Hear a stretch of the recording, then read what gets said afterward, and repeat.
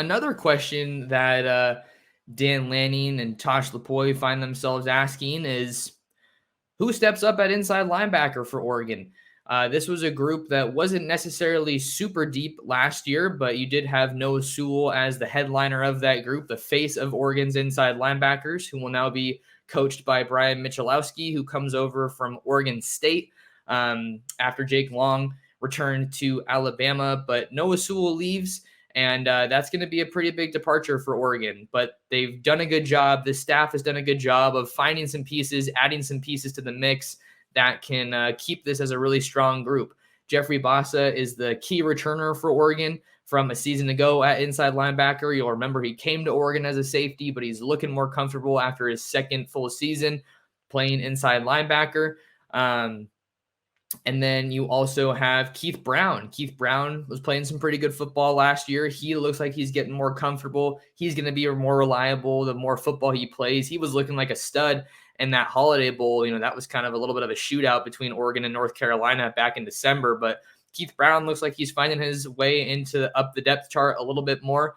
And then you have some young guys that I think are really intriguing and kind of exciting, right? You have Devin Jackson and Harrison Taggart from the 2022 recruiting class. I think they both redshirted last year, or maybe one of them burned a red shirt, but they're young guys. They have a year in the system under their belts now, and those guys can fly. They can really move around, and Oregon needs them to move around because that group really struggled in coverage last year. But Harrison Taggart and Devin Jackson had a lot of speed coming out of high school. Now the kind of challenge is, I think a lot of it falls on Wilson Love. How do you get these guys to have college football ready bodies, put on weight to their frames because they're relatively light, but you don't want to sacrifice that speed. You want to make sure you hang on to as much of that speed as possible because we know the value that it carries with linebackers. And then another guy that we have to talk about is Jamal Hill. Jamal Hill is a guy who came to Oregon in 2019 as a safety out of the state of Georgia. And he's had some moments. He's had some flashes. We got to mention that Pac-12 title game against USC in 2019 as kind of his breakout game, his welcome to college football game. But he hasn't really been able to replicate that production. And that's a crowded safety room. You got him, Steve Stevens, Brian Addison, and then you add in Tysheem Johnson and Evan Williams from the transfer portal. Trajan Williams is there. J.J. Greenfield is there. Cody DeCambra looks like he's going to be joining the Ducks from the 2023 recruiting class in the spring. Tyler Turner is already on campus. So that is a really crowded safety room. So I think that the Oregon staff probably, looked at their room and they were saying, okay, this is what we got. We got a lot of returners, not really any dudes in that room, guys that you just cannot afford to keep off the field.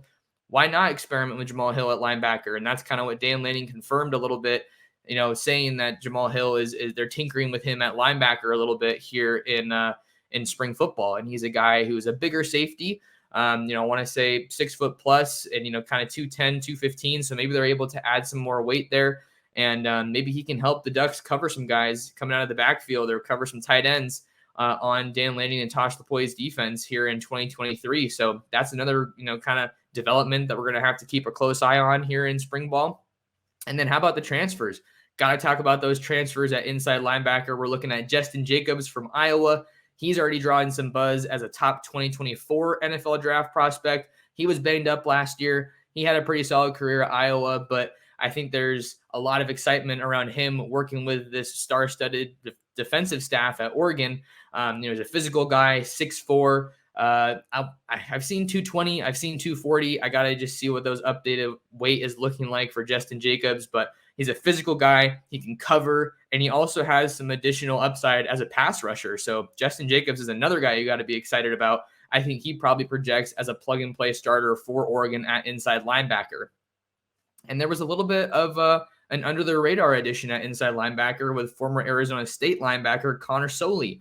He comes over from Tempe, a guy who played his high school football in the state of Arizona, was a former safety himself.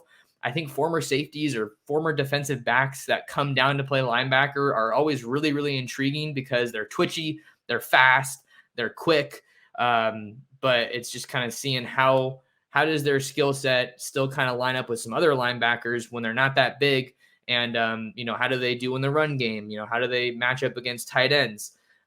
So he was kind of a tweener coming out of high school, seeing that he was a converted safety, but obviously he found his fit at linebacker. And I think that he's a guy that you're going to want to watch at inside linebacker for Oregon moving forward. So the Ducks need someone to step up at inside linebacker, and they have a number of pretty capable options, I think, that will help them kind of answer that question, or at least leave spring football feeling a little bit more confident about that inside backer spot.